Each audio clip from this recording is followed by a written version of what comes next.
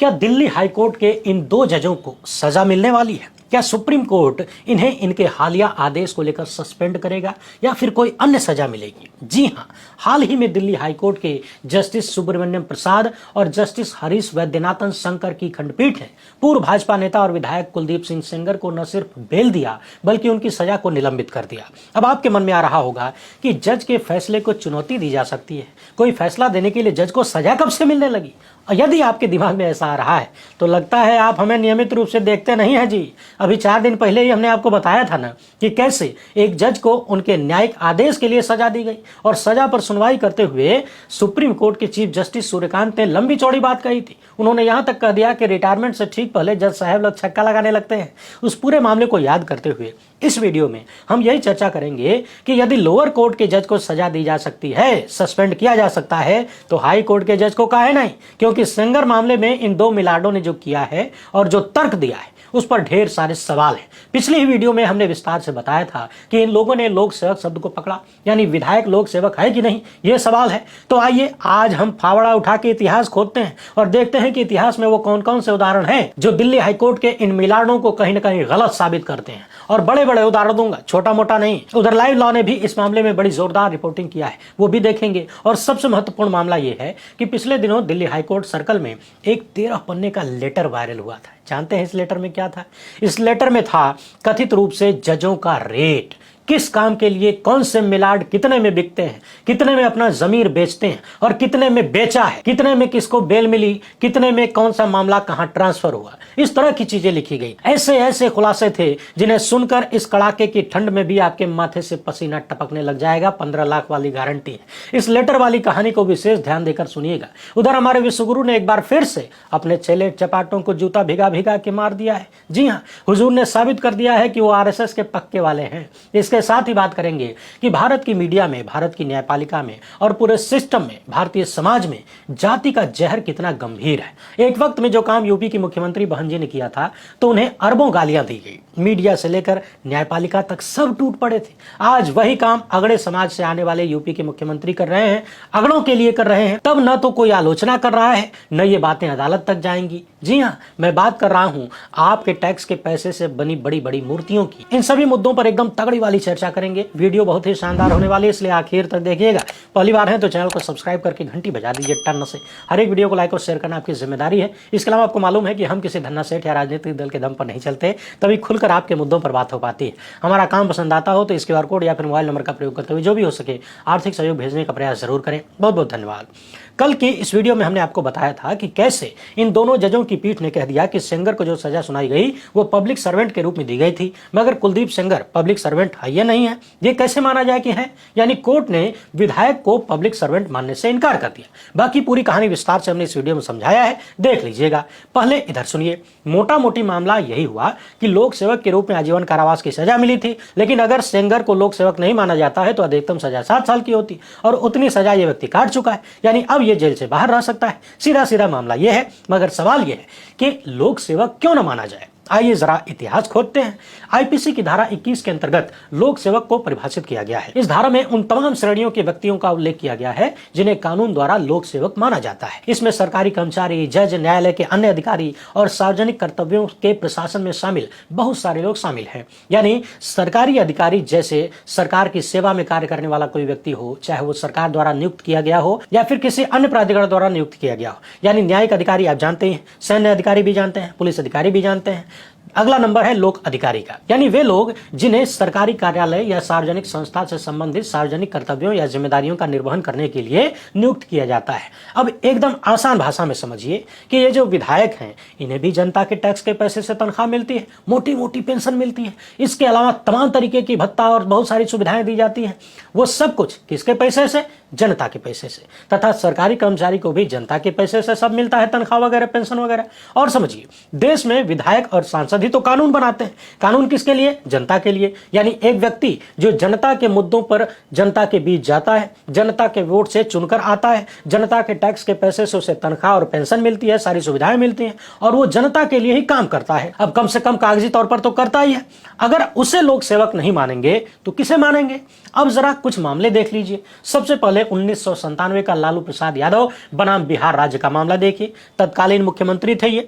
लालू यादव पर चारा घोटाले का केस था, सरकारी धन के दुरुपयोग से जुड़ा मामला था और एक लोक सेवक के रूप में उनकी स्थिति दर्ज की गई। इस मामले ने यह स्थापित किया कि मुख्यमंत्री जैसे सार्वजनिक पद धारण करने वाले व्यक्ति आईपीसी की धारा 21 के तहत लोक सेवकों की परिभाषा के अंतर्गत आते हैं। अब सवाल यह है कि मुख्यमंत्री बनता कौन है? तो भैया मुख्यमंत्री बनते हैं विधायक, और बिना विधायक बने हुए अगर कोई मुख्यमंत्री बना भी दिया जाए तो 6 महीने के भीतर उसे विधायक बनना ही होता है, वरना इस्तीफा देना पड़ेगा। अब सवाल यह है कि जब एक मुख्यमंत्री लोक सेवक है और मुख्यमंत्री बनने के लिए विधायक होना जरूरी है, तो विधायक लोक सेवक कैसे नहीं है? दूसरा केस देखिए 1981 का, उससे भी पुराना।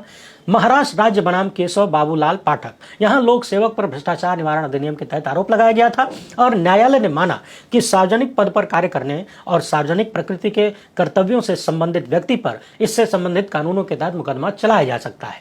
ऐसा ही केस था 1984 का RS नायक बनाम AR अंतुले का। मुख्यमंत्री रहने के दौरान अपने कार्यकाल में ही इन पर भ्रष्टाचार के आरोप लगे और सुप्रीम कोर्ट ने लोक सेवक शब्द के व्यापक दायरे पर चर्चा करते हुए इस बात पर जोर दिया था कि सार्वजनिक अधिकार या सार्वजनिक जिम्मेदारी के पद पर आसीन कोई भी व्यक्ति लोक सेवक कहा जाएगा। फिर से सुनिए, सार्वजनिक अधिकार रखता हो या सार्वजनिक जिम्मेदारी यदि किसी व्यक्ति के पास है तो उसे लोक सेवक कहा जाएगा। लोक का मतलब लोग यानी जनता, जनता का सेवक। तो आपने देख लिया दो मुख्यमंत्रियों का मामला, और खुद सुप्रीम कोर्ट ने 1984 में ही लोक सेवक शब्द की व्यापक चर्चा करते हुए कह दिया कि कोई भी व्यक्ति जो सार्वजनिक अधिकार रखता है या सार्वजनिक जिम्मेदारी वाले पद पर है उसे लोक सेवक माना जाएगा। इसके अलावा कई अन्य मामले भी हैं, हम आपकी स्क्रीन पर दिखा रहे हैं। यदि आप न्यायिक क्षेत्र से जुड़े हैं, वकील वगैरह हैं, तो वीडियो को पॉज करके यानी रोक के पढ़ लीजिए, जानकारी मिलेगी। कुछ लोगों को यह भी लग सकता है कि आप वकीलों से ढेर जानते हैं क्या? जी नहीं, हम नहीं जानते हैं, लेकिन आप ही लोग बताते हैं कि वीडियो देखकर बहुत कुछ जानने समझने को मिलता है, और कई तो ऐसी चीजें मिल जाती हैं जिन्हें हम शायद ही कभी ढूंढ पाते या ढूंढते या पढ़ते। असली मसला है रिसर्च का। एक तो ये सारे उदाहरण आपने देख लिया। अब लाइव लॉ की, जिनकी कानून संबंधी हाईकोर्ट से लेकर सुप्रीम कोर्ट संबंधी तमाम खबरों के माध्यम से हम आए दिन चर्चा करते हैं, यहां पर जो रिपोर्ट आई है उसे भी देखिए। इन्होंने तो हेडलाइन ही लिख दिया है कि उन्नाव मामले में कुलदीप सिंह सेंगर की सजा का निलंबन कानूनी रूप से गलत और समस्याओं से भरा हुआ है। इन्होंने साफ साफ लिखा है कि लोक सेवक शब्द की शाब्दिक व्याख्या का पालन करते हुए इस केस में अपराध की गंभीरता को नजरअंदाज कर दिया गया, मामले को छोटा बना दिया गया। इन 2 जजों के द्वारा इस रिपोर्ट का भी ज्यादातर स्क्रीनशॉट हम आपको दिखा रहे हैं, विस्तार से पढ़ना चाहें तो पढ़ लीजिए। कंक्लूजन यही है कि दिल्ली हाईकोर्ट के इन 2 मिलाडों ने जो किया है, जो आदेश दिया है, उसमें बहुत लंबा चौड़ा झोल नजर आता है, और उन लोगों को कुछ ज्यादा ही झोल नजर आएगा जो देश भर की अदालतों और खासकर दिल्ली हाईकोर्ट के पिछले कुछ सालों के आदेशों और फैसलों को बारीकी से देखेंगे। बारीकी से देखने के साथ साथ जब आप जस्टिस वर्मा के घर पर मिले करोड़ों के जले हुए नोट की कहानी को याद करेंगे और फिर उन्हें चौतरफा इधर उधर से बचाने की स्टोरी को याद करेंगे तो समझ में आएगा कि यहां कुछ नहीं, बहुत कुछ गड़बड़ है। दया आपको याद दिला दें, कल ही हमने दिखाया था कि सुप्रीम कोर्ट के टॉप अधिवक्ताओं में से एक प्रशांत भूषण ने लिखा कि एक वक्त में दिल्ली हाईकोर्ट देश के सबसे अच्छे हाईकोर्ट्स में से एक था, मगर अब सबसे भ्रष्ट हाईकोर्ट्स में से एक हो गया है। अब जैसे ही कल मैंने इनका ट्वीट पढ़ा और सोशल मीडिया पर इस तरह की चर्चा देखा कि जब 15-15 लाख के जमानतदार मांगे गए हैं और खुद सेंगर को 15 लाख देना है तो अंदरूनी खेल कितना बड़ा होगा, यानी कितने गांधी छाप लगे होंगे। तो इन सारी चीजों को देखते हुए मेरे दिमाग में वो PDF दौड़ने लगा जो पिछले दिनों हमारे पास भी आया था। तारीख थी 5 नवंबर 2025 की। यह लेटर दिल्ली हाईकोर्ट के चीफ जस्टिस के नाम लिखा गया था। अब आप लेटर की बातों को जानने के लिए जल्दी आ रहे होंगे तो जान लीजिए, बहुत सारे न्यायिक अफसरों पर भ्रष्टाचार के गंभीर आरोप लगाए गए थे। दिल्ली की अदालतों के भीतर कहा गया कि कुछ पर तो कार्रवाई हुई, लेकिन कई सारे बचे हुए हैं। जब तक उन पर कार्रवाई नहीं होगी सुधार नहीं होगा। उस लेटर में कई जजों के घरों पर जांच एजेंसियों के छापा मारने की चीजें भी लिखी गई हैं। यानी हाल में हमने जस्टिस वर्मा के यहाँ तो देखा कि नोट पकड़ाया, लेकिन बहुत सारे जजों के यहाँ जांच एजेंसियों ने छापेमारी की। यहाँ पर बहुत सारे जजों के ऊपर करोड़ों रुपए की वसूली करने का आरोप लगाया गया था। केस ट्रांसफर के लिए 50 50-50 करोड़ के लेन देन यानी घूस के आदान प्रदान के आरोप लगाए गए थे। एक बड़ी कंपनी का हजारों करोड़ का केस था। उस मामले में किसी बिटकॉइन के मामले में अरबों का मामला था, वहां भी बेल देने के लिए मोटी रकम के लेन देन की चर्चा की गई थी। किसी मर्डर केस में करोड़ों के लेन देन की चर्चा थी, यानी 13 पन्ने का लेटर अरबों रुपए के घूस के लेन देन का दावा कर रहा था, वो भी खाली दिल्ली में। और उसमें बकायदा बहुत सारे जजों का नाम मेंशन था, नाम के साथ, कि किस जज ने किस केस में किससे कितना पैसा लिया और वो केस कितने का मामला था, किस तरह का मामला था। अब आप सोच रहे होंगे कि मैं वो लेटर दिखा क्यों नहीं रहा हूं, जजों के अधिकारियों के नाम बता क्यों नहीं रहा हूं। तो मसला ये है क्योंकि किसी ने खुलकर इस लेटर की जिम्मेदारी नहीं ली थी। कुछ लोगों ने कहा कि अफवाह है, और फिर हमारे पास तो व्यक्तिगत रूप से कोई सबूत है नहीं कि हम बड़े बड़े जजों पर, मिलाडों पर कोई आरोप लगा दें।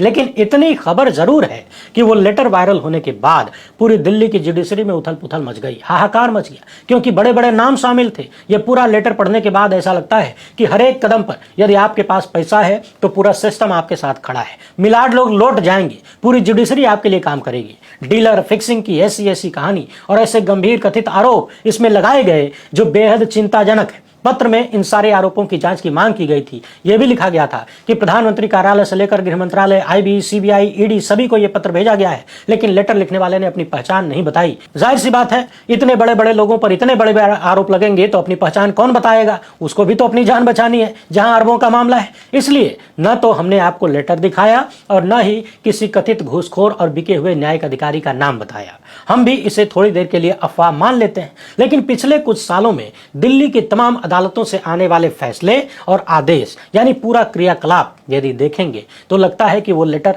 अफवाह तो नहीं हो सकता। वो जो पत्र का धुआं था उसके पीछे आग जरूर है। अभी कल ही सेंगर मामले में किसी ने लिखा था कि यहां तो कम से कम 50 से 100 का मामला हो सकता है। हालांकि हम इसे भी अफवाह मान लेते हैं, मगर इतने पढ़े लिखे जज साहब लोग यदि एक विधायक को लोक सेवक न माने तो क्या ही कहा जाए। यूं समझिए कि माँ बाप अपने बेटे को बेटा मान रहे हैं, बेटा माँ बाप को अपना माँ बाप मान रहा है, मगर अदालत में बैठे मिलाड लोग माँ बाप को बेटे का अभिभावक मानने को तैयार नहीं है। इसके पीछे क्या कारण हो सकता है? इसीलिए वो लेटर मुझे अचानक से याद आ गया। और आपको खबर तो मिली गई होगी कि सेंगर मामले में सीबीआई सुप्रीम कोर्ट जाने वाली है तथा सजा का सस्पेंशन जो हुआ है उसका विरोध करेगी। यानी कुल मिलाकर यह मामला सुप्रीम कोर्ट जाना तय है। अब सवाल यह है कि पिछले दिनों जब एक निचली अदालत के जज ने कोई फैसला दिया तो रिटायरमेंट से 10 दिन पहले उनको अदालत जाना पड़ा अपने निलंबन के खिलाफ, और सुप्रीम कोर्ट में गए तो सुनवाई के दौरान चीफ जस्टिस सूर्यकांत कह रहे थे कि रिटायरमेंट से पहले जज लोग छक्का लगाने लगते हैं, ये ट्रेंड बढ़ता जा रहा है, यानी रिटायर होने से पहले बड़े बड़े फैसले देने लगते हैं।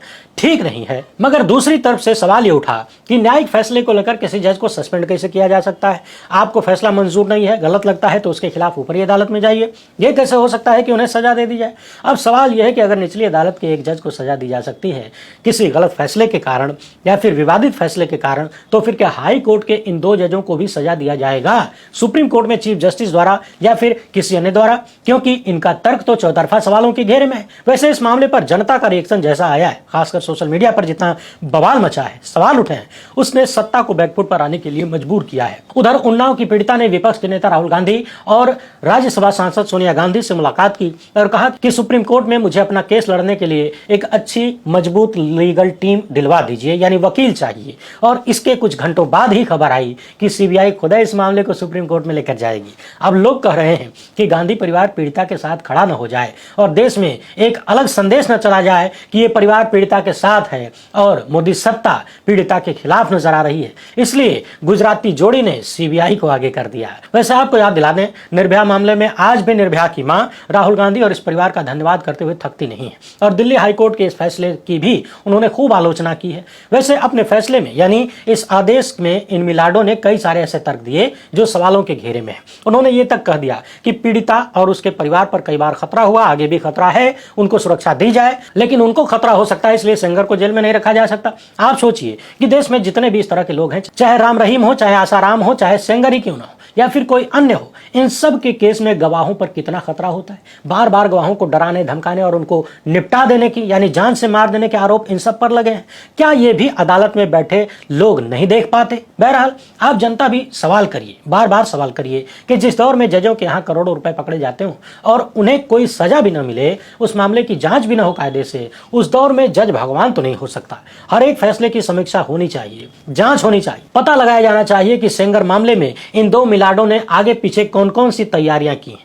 3 महीने पहले जब बहस खत्म हो गई थी तो फैसला 3 महीने तक क्यों रोका गया, और इन 3 महीनों में ये लोग किस किस से मिले, कहां कहां गए और कौन कौन से गुल खिले, क्योंकि बिना गुल खिले ऐसा फूल खिलना दूर की कौड़ी नजर आती है। बहरहाल विश्वगुरु से मिलिए। यूपी की राजधानी लखनऊ में इन्होंने राष्ट्र प्रेरणा स्थल का इनॉग्रेशन किया है। इस जगह पर जनसंघ के संस्थापक डॉक्टर श्यामा प्रसाद मुखर्जी, पंडित दीनदयाल उपाध्याय और अटल बिहारी वाजपेयी की मूर्तियों का अनावरण किया गया। बड़ी बड़ी मूर्तियां लगाई गई, 65 फीट की ऊंची मूर्तियां लगाई गई। एक एक मूर्ति का वजन 42 टन है।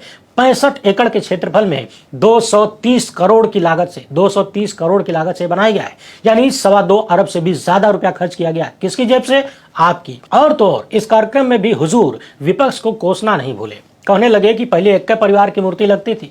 सवाल है कि जिन 3 मूर्तियों को अभी इन्होंने इनॉग्रेट किया है वो किस परिवार की हैं? एक्के परिवार की तो हैं, संघ परिवार। और उससे भी बड़ा सवाल यह है कि यूपी में बहन जी की सरकार के दौरान जब मूर्तियां लगी तो जो मीडिया, जो सरकारी अमला और न्यायपालिका तक टूट पड़ा था वो आज कहां गायब है? क्या किसी ने सवाल किया या जांच करने का प्रयास किया या जांच की मांग किया कि इसमें जो 230 करोड़ रुपया खर्च हुआ है वो वाजिब है क्या? पैसे के हिसाब से काम हुआ है क्या? क्या किसी ने सवाल किया कि टैक्स पेयर्स का पैसा इस तरह से मूर्तियों में क्यों खर्च किया गया? उत्तर प्रदेश की गिनती गरीब राज्यों में है। खुद प्रधानमंत्री और यूपी के मुख्यमंत्री बार बार रट्टा लगाते हैं कि यूपी में लगभग 15 करोड़ लोगों को 5 किलो राशन बांटा जाता है। अब आप लोग कल्पना करिए कि जिस राज्य में करोड़ों लोग, 15 करोड़ लोग मुफ्त राशन के भरोसे जिंदा हैं, यानी 5 किलो के लिए 100-150 के राशन के लिए लाइन लगाने को तैयार है, उस राज्य में अगर 2.25 अरब रुपए से भी ज्यादा की मूर्ति खड़ी की जा रही है, 230 करोड़ की मूर्ति लगाई जा रही है, तो राज्य की और राजनीति की प्राथमिकता क्या है? बहन जी की चौतरफा आलोचना करने वाले आज अपनी जबान में लोबान डालकर क्यों बैठ गए?